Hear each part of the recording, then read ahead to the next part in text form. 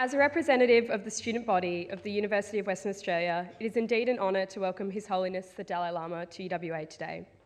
His Holiness is a man of peace, having been awarded the Distinguished Templeton Prize for his commitment to interfaith relations and the Nobel Peace Prize for his non-violent struggle for the liberation of Tibet. He has consistently advocated policies of non-violence and has received recognition of his message of peace, interreligious understanding and compassion worldwide. Today, His Holiness joins us to discuss the importance of education, a topic about which we're all very passionate, and one of universal importance beyond cultural or religious differences or national borders. Ladies and gentlemen, please welcome His Holiness, the 14th Dalai Lama.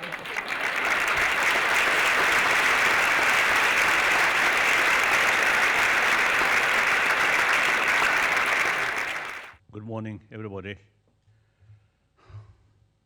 I always start call brothers and sisters. Actually, 7 billion human beings on this planet are our brothers, sisters.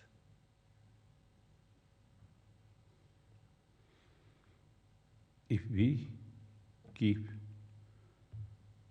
a sense of oneness, all 7 billion human beings, regardless what religious faith, what nationality, what races, what color, what differences of social background or social status. We are basically same.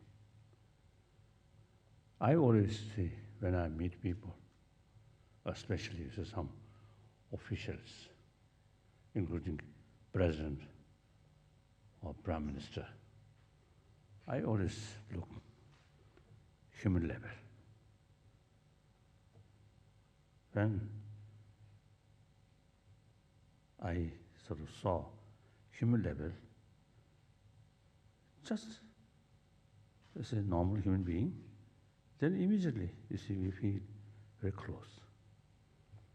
Some people stress more importance of official sort of status.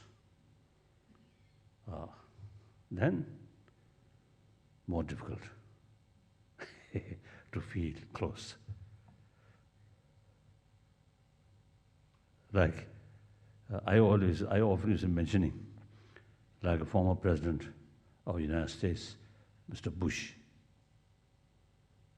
On human level, very nice person. When I first time was a meeting with him, immediately, you see, he act like human being. And some other sort of leaders or presidents, when we met, they emphasize more on president, sort of, how to say, presidentship way. Then, this is sometimes it's difficult to feel that we are same, talking same human being like that. So I think many problems, including shyness, shy, nervousness, as they come on the level we consider something differences. When I consider you same human being, emotionally, mentally, physically, we are same. The way we born, same way. The way we die, same way. And during that period, we naturally want happy life. And I think as a social animal, when we received affection from others, we feel very happy. And that's the way we've grown up. Some scientists say after birth, next few weeks, mother's physical sort of touch is the key factor for proper development or enlargement of the child's brain. At that time, the child, no idea, mother or like that. But biologically, we equipped that way. Immediately, as soon as born, we totally rely on that person. That person also, you see, take full care of that child. Even animal, the mother, you see, take care tremendously. Even some sort of danger faces, mother, the bird, I also noticed, you see, the danger of her own life. Mother accept that danger in order to protect or save their youngster. This has nothing to do with religion, but by nature. So we really think more seriously about these good part of our nature. And anger, jealousy, these also is part of our life. But if we study, look closely, the dominant emotion, whole life, is affection, love. Anger, something like foreign visitor, come, go, come, go. Love, affection, is the key factor for survival, isn't it? So now here,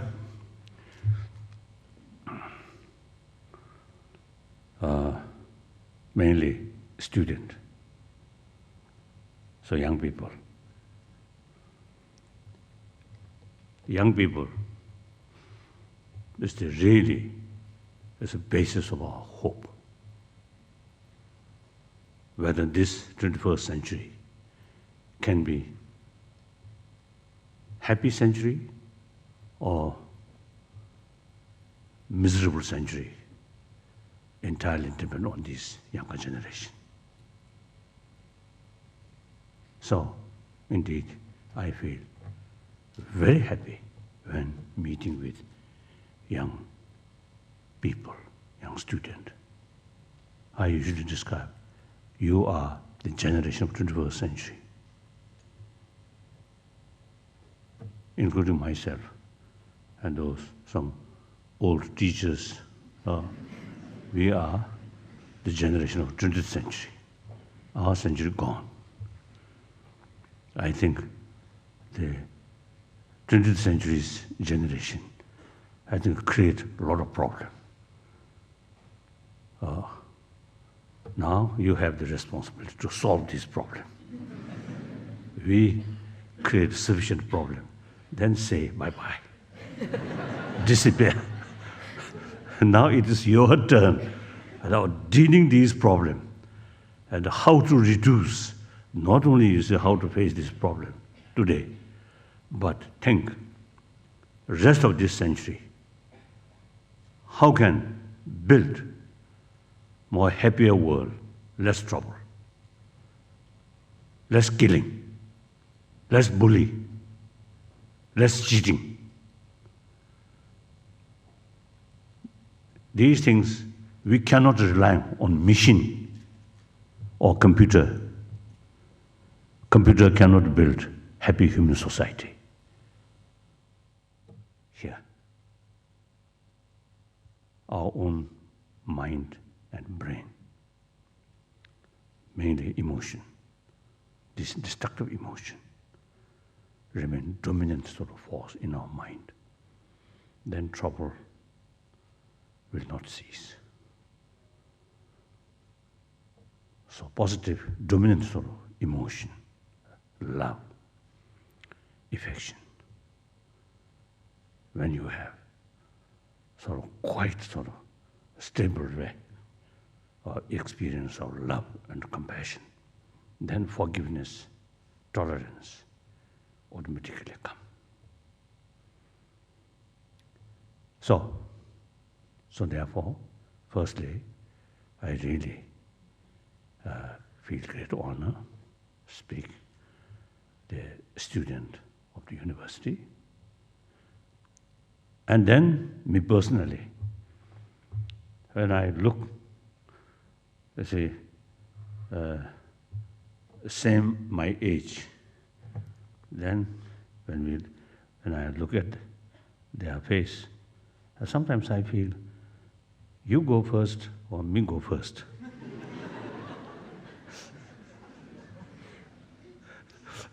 100% sure we have to go, isn't it? So then, meeting with young people, then a short moment I also feel younger, isn't it? So I really enjoy meeting with young people and share our different experiences. So I prefer now this sort of session, not just my talk. I think interaction, question and answer. I prefer that. Basically, it's in my sort of belief, as I briefly mentioned. The warm-heartedness is the key factor to build healthy body, healthy mind. Through that way, healthy person, healthy family, healthy community. This community, through awareness and pay more attention about this inner value, other community also, then gradually whole nations. Through that way, there are people who really showing genuine interest, genuine commitment, promotion of this value in America and Europe. Now in India, also now growing. So then Australia, all parts of the world, if you make effort, then there is possibility to achieve happy humanity. So that's my main also the belief. Whenever I meet people, I always talk that. Now let us some kind of interaction way. Interaction. Perfect. Question Well, and answer. We prepared some There's questions earlier. Some written question. Um, Okay, good. Perfect. But then direct question, I prefer. well, Direct question with smile, I feel happy. A question with like that, I don't like. But okay, if you prefer some sort of critical question with like that, welcome. Perfect. Well, our first question today is from Branya, who's a student at Aramore Catholic College. Okay. She's just One clear sign of old age is here. And you see, here, white hair. Sometimes you say, I feel there is sort of serious sort of different opinion. The black hair, they say black hair is better. They say now getting older, so white hair is better. Then here, this part, they say, neither black hair or white hair, just bald.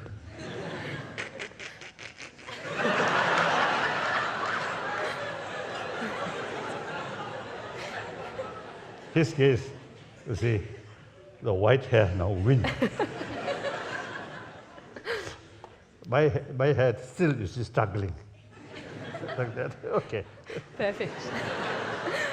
Well, we'll start with Ranya's question. My question for you today is, can you suggest some simple everyday things that we can do to promote happiness and peace and harmony in our communities? I think stress itself, although I do not know the exact meaning, this word, stress, but I think there's some positive work, including study, sometimes you see a little bit sort of stress, right? Or stressful. Then doing is some, I think including try to kill someone, more nervous and more sort of stress. So the real sort of the basis of the stressful make differences. So myself also, so when I carry study, firstly, I'm a very lazy student. When you see time come, about my tutor come and lesson, then I feel, something like darken. Then you see, because of count such day, a holiday, then I always sort of look forward that day, like that. So I'm very, very lazy student. So my age around 20, 21, 22, 23, then already the date of final examination fixed. Then I pay much attention for study. Stressful there. Sometimes tomorrow some important examination, then the previous night, sometimes even sleep disturbed. Too much stressful. But that stressful is positive, isn't it? So you should think that way. So as a student, when you carry serious study, a little bit sort of stressful, it's positive. But meantime, you should think, the final good examination, and through that way,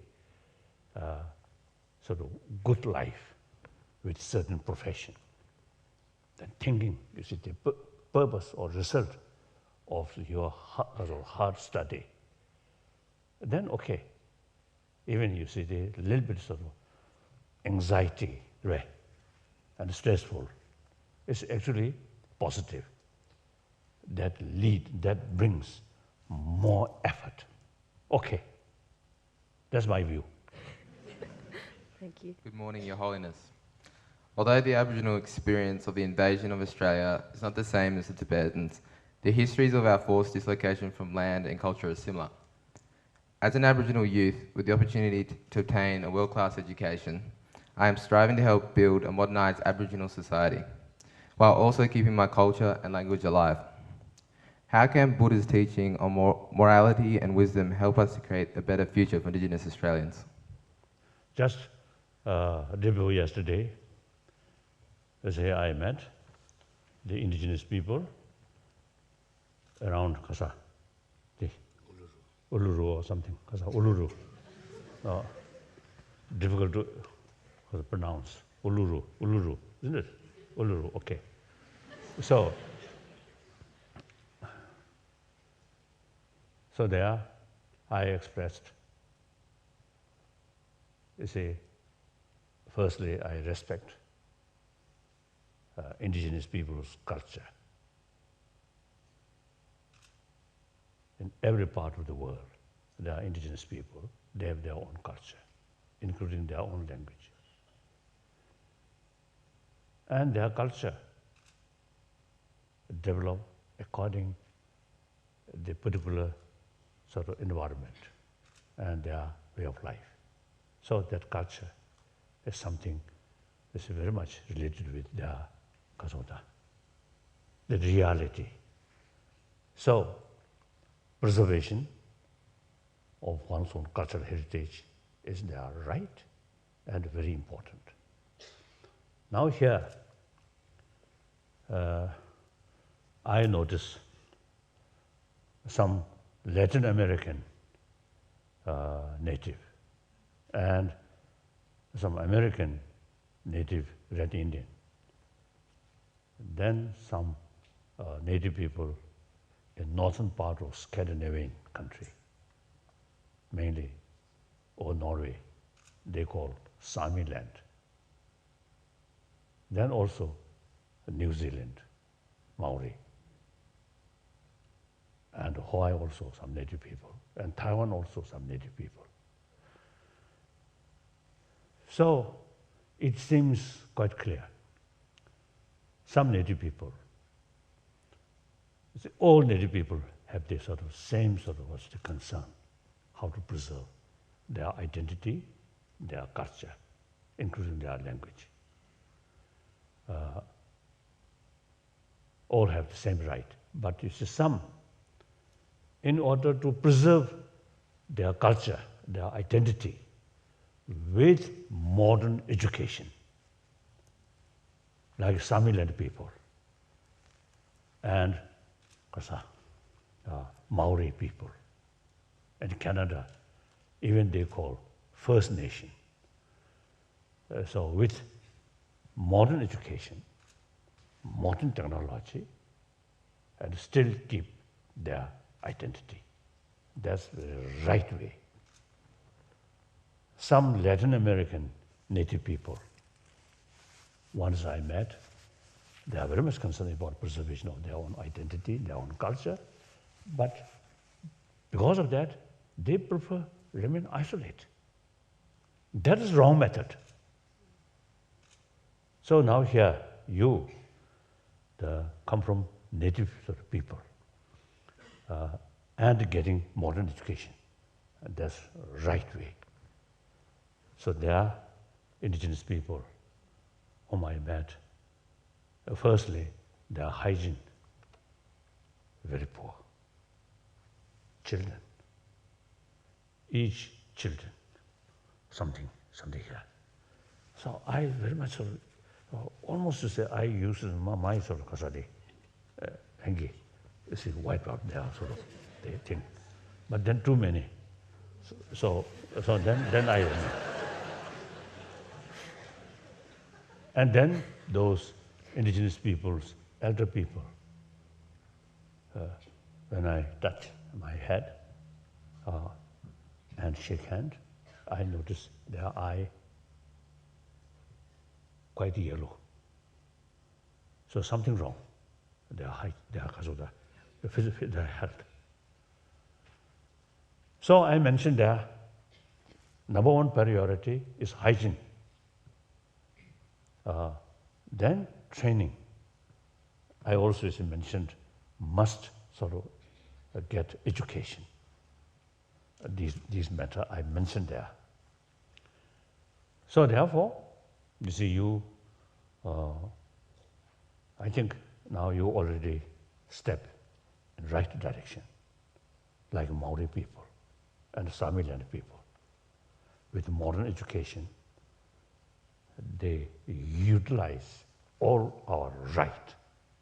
Very good. Without education, then always remain behind. Okay, just complain, not help. Do. Try. And then also one occasion in South Africa, Soweto, I visited there. I met one African native family. There is one young African, black African. He introduced himself as a teacher. Then we casual talk, and I told, you already have democratic constitution, equal right now. But it is easy on written, equal, and democratic constitution.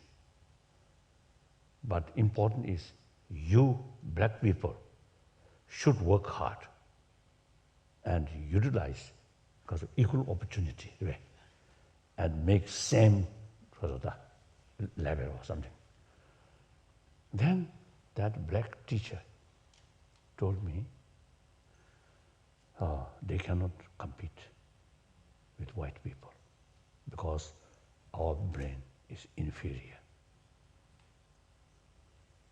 I really shocked. Then I argue with him. This is totally wrong. If you ask some brain specialist, doctor, if you ask any differences due to different color, they will say, no, 100% same human brain. Then also I mentioned my own case. As some tragic situation happened. And sometimes there is some kind of discrimination. But only the thing is the opportunity. When we also, you see, get same opportunity, we Tibetan also can be top. So sometimes you see certain sort of people. I said, look, the certain people, you are a little bit inferior. Right? So that's just, I think, according to their policy or something. You see, they perhaps they may believe, or perhaps not believe, but use that. So therefore, you should. So long sort of argue with that person. Then finally, you see, his response is, now I believe. Because with a long sigh, long sigh and low key voice, he responded to me, yes, now I believe we are same. At that moment, I feel some kind of tremendous sort of relief. At least to one person's mental attitude, I made some help to change that. So like that. So you see, you should have full self-confidence. And as I mentioned there, we are same human being. Different color, or different size of nose.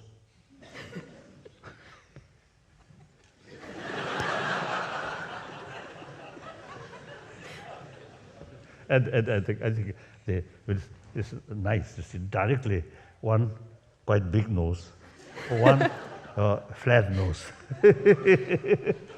These are minor differences. You see, inside the skull, brain, exactly same. As a human being, the potential of love, compassion, same. Isn't it? 100% same. So use these intelligence and warm-heartedness, combine these two things. Intelligence alone sometimes brings disaster and also create a lot of problem. So intelligence, warm-heartedness must go combinedly. Then our marvelous human intelligence can be constructive. Clear? I think many troublemakers on this planet, they are, as far as their brain is concerned, quite active, quite sophisticated, but lack of moral principle here. So the wonderful brain used for destruction, create a lot of suffering, and finally they themselves never be a happy person. I think like Hitler or Stalin, these people, individual, their own sort of case, I don't think they are a happy person. Too much arrogance, right? Too much anger, too much sort of negative emotion, like that. So destructive emotion is mutual destruction, or some harmful activities, or bring some suffering to others, and also they themselves, in a world, very unhappy person. Too much anger, very difficult. So therefore, you see, now I turn on your face now. So you see, you should think. You see, we are equal. Only question is opportunity. Now you got opportunity. So utilize that opportunity fully and make effort. I notice number of sort of educated, sort of the native people. Wonderful. I think your neighbor, New Zealand, you should copy. Maoris, how they're doing. Lawyers, politicians, and administrators. That's very good. Okay. Our next question is from Professor Samina Yasmeen, who's a staff member in political science and international relations at UWA. All questions are come this side, not this side. Why? Okay. Good morning, Your Holiness. This side is better than that side. But I'm sure they'll ask you questions too. Okay. I would like to draw your attention to what's happening internationally in politics with a lot of young people going from not just Australia but other countries into areas like Iraq and Syria. And so that's getting a lot of governments to start policies and strategies for controlling radicalization. So I know you're not a radical person, but in your opinion, Your Holiness, what is a better strategy to address the question of radicalization of youth in today's world? Through security legislation, or would you suggest some other means? That's exactly as I mentioned earlier. You see, our existing education system, firstly, very much oriented about material value. In material field, moral, no connection. I think more material facility, more greed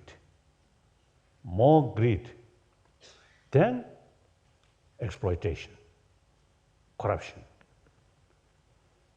So now these people who grown up that kind of society, that kind of education, then easily manipulate. You see, on the basis of strong feeling or strong concept, we and they. Then, you see, because of very strong sort of feeling or concept of we and they, then sometimes their side, in order to eliminate other, they feel great thing. Destruction of your enemy is a victory of yourself. That's century-old thinking. Now that must change. Think humanity as a same human being. Then some concept, we and they, yes, it is, there. But, you see, they also human being. They also want happy life. They also have the right to live happily. So strong feeling that, then the concept of differences on the basis of religious faith or racial or nationality, that's secondary. So therefore, long run, we have to introduce some sort of lesson in modern education system about moral principle. Now here, problem is all major world institutions have the moral principle, teaching of moral principle. Wonderful. But if we teach people which moral principle relying on religious belief, then on this planet, I think at least over 3,000 years, different religious belief there with different philosophical views. So then, should what religion? Difficult. So therefore, in Indian Constitution now, you know, Indian Constitution is based on secular concept because India, 1,000 years, multi-religious nation. So the India's constitution for all Indian. Therefore, you see, cannot sort of stress one religious faith. Now, sometimes you see some sort of Hindu sort of say, some people say fundamentalist, and in a way, you see, sometimes you see more emphasis on particular religion, then sometimes some difficulties you see develop. So therefore, because of that reality, the India's constitution based on secular. And according to Indian understanding, I think you know better. However, I spent now last 56 years in India as a refugee. One way, I'm longest guest of Indian government. So you see, at the last few decades, I learned through personal contact, right? Personal interaction, right? Like that. So therefore,